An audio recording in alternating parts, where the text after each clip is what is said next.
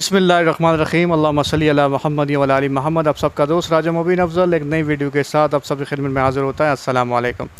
आज हम आपसे बात करेंगे एक मोस्ट ताकतवर शख्सियत की जो कम टाइम में एक बेहतरीन लीडरशिप बन के सामने आए हैं और मीडिया के शोबे से उनका ताल्लुक़ है और आजकल बहुत चर्चा है उनकी पूरे पाकिस्तान के अंदर।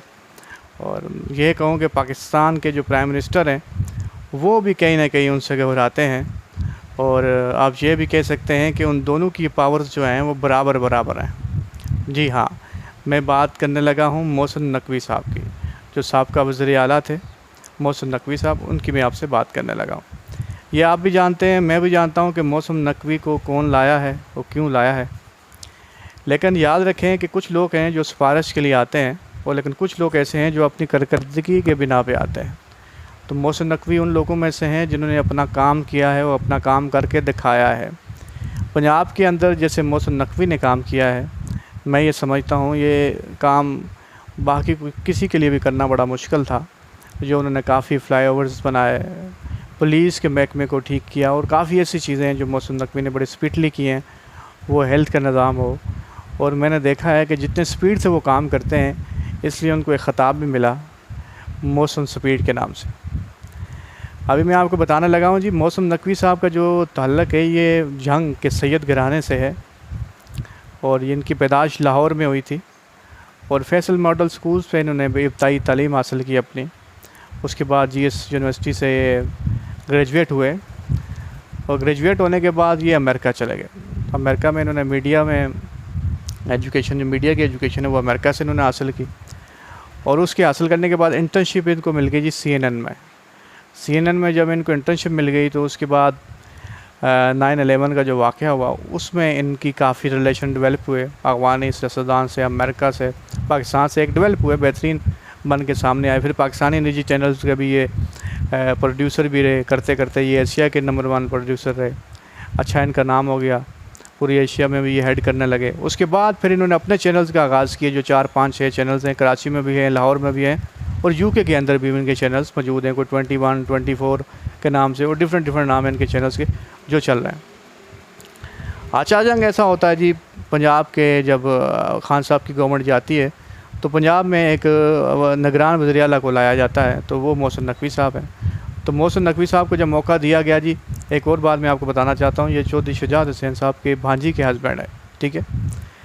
और जो चौधरी शुजात हुसैन साहब के बड़े बेटे हैं साले, उनके हमजुल्फ़ भी हैं और बड़ी मोहब्बत भी करते हैं एक दूसरे के साथ। और मैं आपको ये बताना चाहता हूँ, जब इनको वज़ीर आला की पोस्ट पे लगाया गया तो फिर जो इन्होंने काम कर दिखाया, जिस स्पीड से इन्होंने काम किया, जो बुज़दार की गलतियाँ थी वो सारी एक साइड पे, और जो इन्होंने काम किया तो शहबाज शरीफ जो एक टाइम पे माने जाते थे बेस्ट एडमिनिस्ट्रेटर पंजाब के, उन्होंने भी तारीफ़ करते हुए रह नहीं पाए। उन्होंने कहा कि स्पीड मोहसिन के नाम से इनको ख़िताब दिया गया।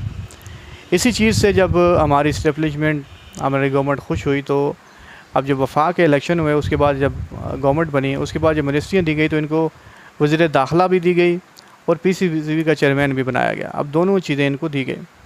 मैं आपको बताना चाहता हूँ इनकी एक और ख़ासियत है जो बड़ी खूबसूरत है। ये अपने लोगों का जो इनके साथ काम करते हैं तो उनका ये बड़ा ख्याल करते हैं, बड़ी रिस्पेक्ट करते हैं और उनको आगे बढ़ने के बेअंतहा मौके देते हैं।